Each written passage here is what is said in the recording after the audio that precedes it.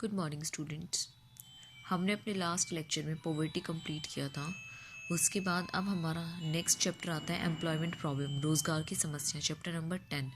उसके बीच में आपको एक चैप्टर रह गया है, चैप्टर नंबर 8। वो चैप्टर नंबर 8 मैं आपको बाद में करा दूंगी, और एक चैप्टर और रह गया है आपका, वो चैप्टर नंबर 12 है, वो भी मैं आपको बाद में करा दूंगी। ये दो चैप्टर्स आपके रहते हैं, फिर आपका ये मैं आपके एग्ज़ाम्स के बाद करा दूंगी। ये आपके अभी वाले एग्ज़ाम्स में नहीं आ रही हैं।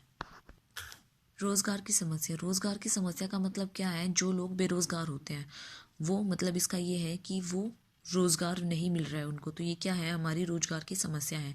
इसके बारे में हम डिस्कस करेंगे। भारत में जो ये समस्या है वो बहुत ही गंभीर समस्या है, वो बहुत ज़्यादा फैली हुई है, और ये नहीं है कि ये अब कम होने वाली है। ये आगे आगे जैसे जैसे टाइम जाएगा वो वैसे वैसे बढ़ती जाएगी, और बिल्कुल बद से बदतर हो जाएगी। ये बेरोज़गारी जो है वो एक अभिशाप है। तो अनएम्प्लॉयड का मतलब क्या होता है? बेरोजगार। बेरोजगार कौन होते हैं? बेरोजगार वो व्यक्ति होते हैं जो काम करने के लिए राजी होते हैं, इच्छुक होते हैं, लेकिन उन्हें काम नहीं मिलता। वो लोग कौन होते हैं? बेरोजगार होते हैं। या फिर वो एक व्यक्ति केवल तब बेरोजगार होता है जब उसके पास कोई काम नहीं होता और वो काम करने का इच्छुक होता है। ठीक है, इसमें हम डिफरेंट डिफरेंट टाइप्स की बेरोजगारी को डिस्कस करेंगे। उससे पहले हम ये कुछ कॉन्सेप्ट्स हैं वो पढ़ लेते हैं। फर्स्ट आता है आपका लेबर सप्लाई और लेबर फोर्स में डिफरेंस। तो लेबर सप्लाई क्या होती है? लेबर सप्लाई, वो लेबर सप्लाई का मतलब ये है कि श्रम की पूर्ति। श्रम की पूर्ति का मतलब क्या है? जब डिफरेंट डिफरेंट रेट्स पर हमारे पास मजदूर अवेलेबल होते हैं तो वो हमारी क्या होती है? लेबर सप्लाई होती है। ठीक है। और लेबर फोर्स क्या होता है? लेबर फोर्स वो संख्या होती है जिस संख्या में लोग काम कर रहे हैं या फिर करने के लिए राजी हैं। इसमें पर्टिकुलर, इसमें रेट से, लेबर रेट से कोई फर्क नहीं पड़ता। सेकंड पॉइंट आता है, इसमें जो श्रमिक काम करते हैं उनकी संख्या घट भी सकती है और बढ़ भी सकती है। क्यों? क्योंकि पूर्ति तो घट और बढ़ दोनों सकती है। लेकिन इसमें जो है, इसमें श्रम की व्यक्तियों की संख्या द्वारा मापा जाता है श्रम का बल, क्योंकि इसमें जो वास्तव में काम कर रहे हैं उन्हीं की वृद्धि को मापते हैं कि वो कम हो रहे हैं या ज़्यादा हो रहे हैं। अगला टॉपिक आता है लेबर फोर्स। लेबर फोर्स क्या होती है? लेबर फोर्स से अभिप्राय है कि जो अभी एक्चुअल में हमारे काम करने के इच्छुक है, किसी भी दर पर उसमें दर का प्रभाव नहीं पड़ता। और इसमें है कि अभी वो जो काम कर रहे हैं, अभी जो वास्तव में काम कर रहे हैं, वो हमारा है वर्क फोर्स। इसका सेकेंड पॉइंट आता है, ये जो है ये हमारे पास संभाव्य श्रम बल का माप है, मतलब एस्टिमेट किया जा सकता है, इसकी संभावना कर सकते हैं हम। और ये जो है ये हमारा एक्चुअल होता है, हमारा रियलिटी होता है। ठीक है, तो इसका अगर हम फॉर्मूला निकालें number of persons employed unemployed का, तो क्या होगा? Labour force minus work force, labour force minus work force. अगला है पार्टिसिपेशन रेट। अगला कॉन्सेप्ट है हमारा पार्टिसिपेशन रेट। पार्टिसिपेशन रेट क्या है? पार्टिसिपेशन रेट वो रेट होती है जिसमें देश की कुल संख्या और देश के कार्यभार के बीच में अनुपात पाया जाता है। मतलब जो हमारा वर्क फोर्स है कि जितनी एक्चुअल हमारे पास काम करना चाहते हैं और टोटल पॉपुलेशन कितनी है, उसकी जो हमारे पास परसेंटेज होती है वो हमारी पार्टिसिपेशन रेट होती है, उसकी जो रेशो होती है। ठीक है, अब इसमें हमारी डिफरेंट डिफरेंट टाइप्स की एम्प्लॉयमेंट दे रखी है। Usually, weekly, daily status. Usual का मतलब क्या होता है? सामान्य स्तर। इसका अभिप्राय उस व्यक्ति से है जो अधिकांश समय काम में व्यतीत करता है और थोड़ा सामान्यतः उसे काम पर ले जाया जाता है। ठीक है, ये क्या होती है? हमारी यूजुअल स्टेटस होता है, सामान्य स्तर। दूसरा वीकली स्टेटस। वीकली स्टेटस में क्या होता है? इसमें आपको वीकली रोजगार दिया हुआ माना जाएगा। तीसरी चीज है आपके पास डेली स्टेटस। डेली स्टेटस का मतलब ये है कि इसमें रोजगार के, बेरोजगार के, रोजगार के प्रतिदिन स्तर का अनुमान लगाया जाता है, तो वो होता है आपका डेली स्टेटस। अगला पॉइंट आता है आपके पास, एक्सटेंट जो है ये आपको नहीं करना। अगला टॉपिक है आपके पास कंसिक्वेंसेज ऑफ अनएम्प्लॉयमेंट। अनएम्प्लॉयमेंट के कंसिक्वेंसेज क्या हो सकते हैं? दो तरीके के इसके कंसिक्वेंसेज होते हैं आपके पास। फर्स्ट आता है आर्थिक, और दूसरा है हमारे पास सामाजिक। तो आर्थिक कंसिक्वेंसेज क्या होंगे? जो हमारी अर्थव्यवस्था को प्रभावित करेंगे, और सोशल जो समाज को प्रभावित करेंगे।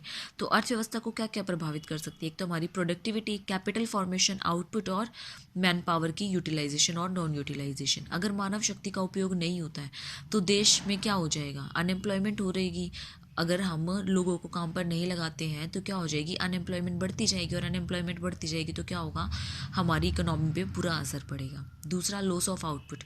अगर हम लोगों को नहीं लगाएंगे, मानव शक्ति का प्रयोग नहीं करेंगे, तो उससे हमारी आउटपुट, प्रोडक्शन जो है वो भी कम होगा। प्रोडक्शन कम होगा तो उत्पादकों को इनकम कम होगी, और इनकम कम होगी तो कुछ हो ही नहीं पाएगा। तीसरी चीज़ है पूंजी निर्माण में गिरावट। अगर हम उत्पादकों को कम लगाते हैं, मतलब उत्पादकों को अगर हम लेबर को कम लगाते हैं, मैन पावर को कम लगाते हैं, तो हमारा उत्पादन नहीं हो पाएगा। उत्पादन नहीं हो पाएगा तो इनकम नहीं होगी, और इनकम नहीं होगी तो हम आगे कुछ और इनकम के लिए कुछ कहीं इन्वेस्ट नहीं कर सकते, और अगर इन्वेस्ट नहीं करेंगे तो कैपिटल फॉर्मेशन क्या होगी, कम होगी। कम उत्पादकता।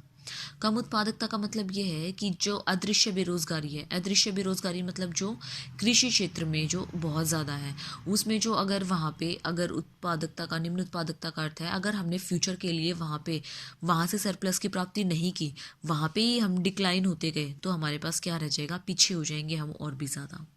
तो एक ये भी हमारी इकोनॉमी पे बहुत बड़ा असर डालता है। दूसरी चीज़ है सोशल कंसिक्वेंस, सामाजिक परिणाम।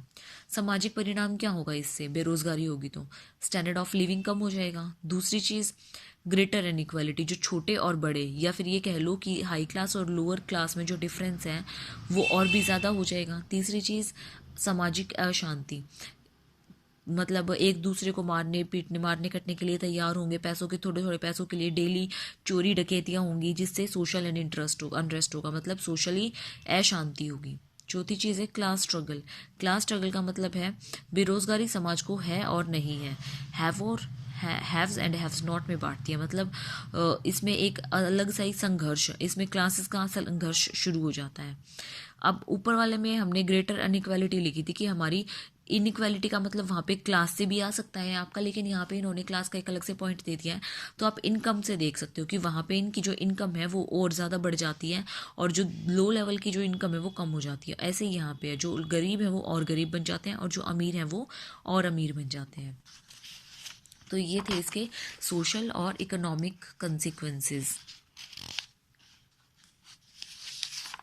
हमारे पास अगला टॉपिक आता है हमारे पास classification of unemployment in India, कि इंडिया में अनएम्प्लॉयमेंट किस किस तरीके से हो सकती है।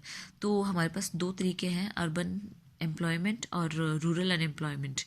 तो हमारी अर्बन और रूरल को दो पार्ट्स में डिवाइड कर रखा है, डिस्गाइज्ड अनएम्प्लॉयमेंट और सीजनल, और अर्बन को इंडस्ट्रियल अनएम्प्लॉयमेंट और एजुकेटेड अनएम्प्लॉयमेंट। फर्स्ट आती है हमारी रूरल, जो ग्रामीण क्षेत्रों में जो बेरोजगारी होती है वो किस टाइप की होती है वो देखते हैं अब हम। फर्स्ट आती है हमारे पास डिस्गाइज्ड अनएम्प्लॉयमेंट। डिस्गाइज्ड अनएम्प्लॉयमेंट क्या होती है, जो प्रच्छन्न बेरोजगारी होती है।